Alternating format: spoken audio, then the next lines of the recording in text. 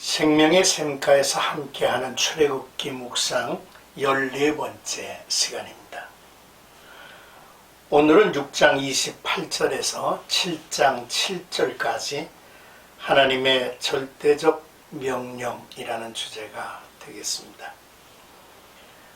하나님께서는 낙심하고 있는 모세에게 족보를 통하여 자기의 정체성을 일깨워주고 다시금 출애굽 지도자로서의 소명을 주심으로 전폭적으로 순종하여 다시 애굽 왕 바로를 향하여 이스라엘 백성들의 출애굽을 요구합니다.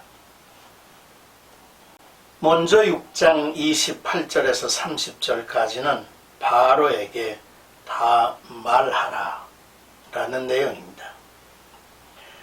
레위인의 족보를 언급한 후 10절에서 12절의 말씀으로 돌아가 반복하여 이야기를 진행하는 것이 28절에서 30절입니다.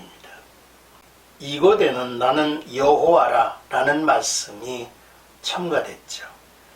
이제까지 알려진 전능하신 하나님 엘사다이 이외에 하나님은 자신의 특별하신 성호를 알리시면서 이스라엘 조상들과 언약하신 말씀을 반드시 성취할 것임을 증명하시죠. 여호와라고 하는 이름은 모든 존재의 그리고 축복의 근원이시라는 것입니다. 무한하시고 영원하시고 완전하신 자라는 뜻이죠. 만물을 창조하시고 세상 나라를 소유 다스리시는 하나님이시라는 것입니다. 그러므로 애굽에게 이스라엘의 하나님은 여호와 하나님이심을 알려야 하고 이스라엘에게는 조상에게 준 약속을 틀림없이 이루어 주실 하나님, 애굽에서 넉넉히 이스라엘을 빼내어 구원하실 하나님이심을 확신케 하는 이름입니다. 하나님께서는 먼저 모세에게 자신이 여호와임을 알리고 내게 이르는 바를 너는 애굽 왕 바로에게 다 말하라고 하십니다.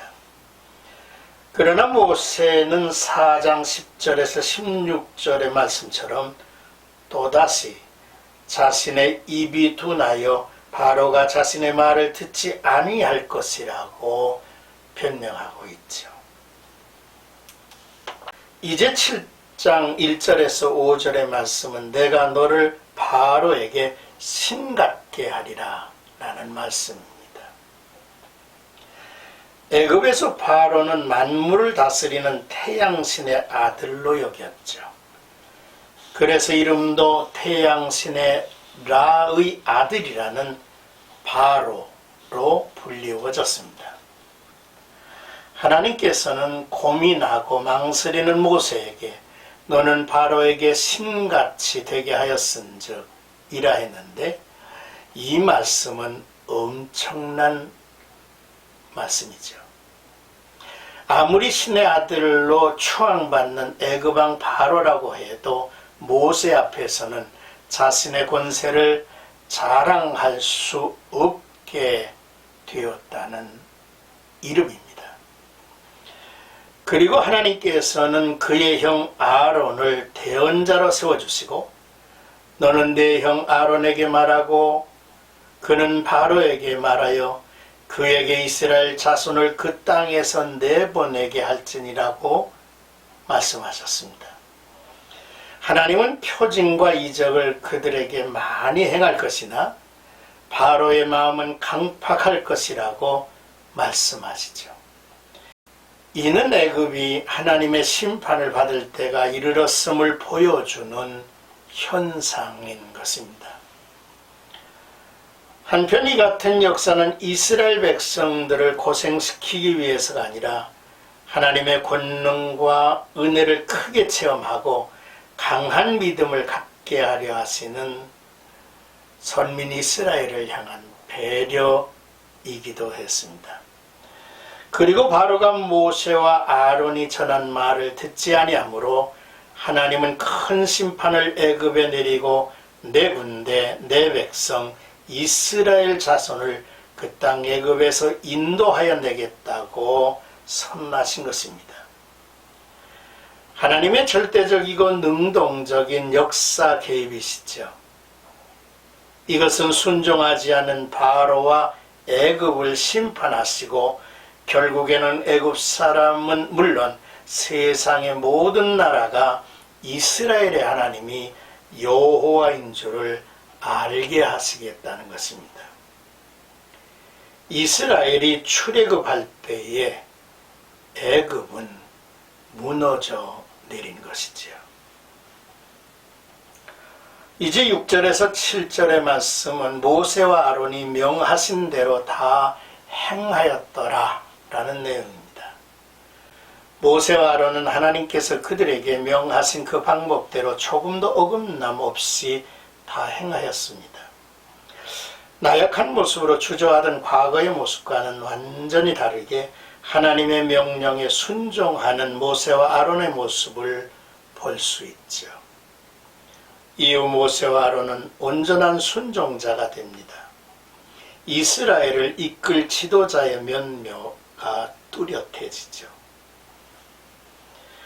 모세는 80세, 아론은 83세였습니다. 성경은 레위 자손의 족보 외에는 아론을 먼저 호명한 적이 없습니다.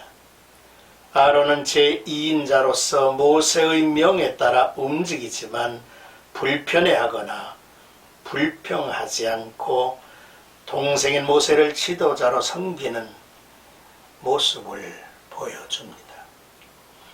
그들은 하나님의 명을 받고 순종하며 이스라엘의 해방을 위하여 애굽 왕 바로에게 나아갔던 것입니다. 오늘의 말씀을 읽고 묵상하면서 몇 가지를 정리했습니다. 첫째, 우리가 믿는 하나님이 여호와 하나님이심을 확신해야 되겠다는 것입니다. 둘째는 우리가 하나님의 일을 하기 전에 자신의 부족함을 고민하고 망설일 때가 있습니다. 하지만 하나님은 부족한 사람을 부르시고 부족함을 당신이 채우시는 분이라는 사실이죠. 셋째로 이스라엘의 구원이 애굽에게는 심판이었던 것 같이 성도의 구원은 세상의 심판이 될 것입니다.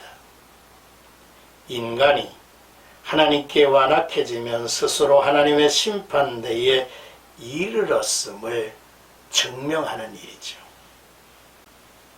넷째로 이 시대는 인간 수명에 있어 100세를 논하고 있습니다. 은퇴 후에 하나님의 나라를 위하여 무엇을 할 것인가를 준비해야 하겠습니다.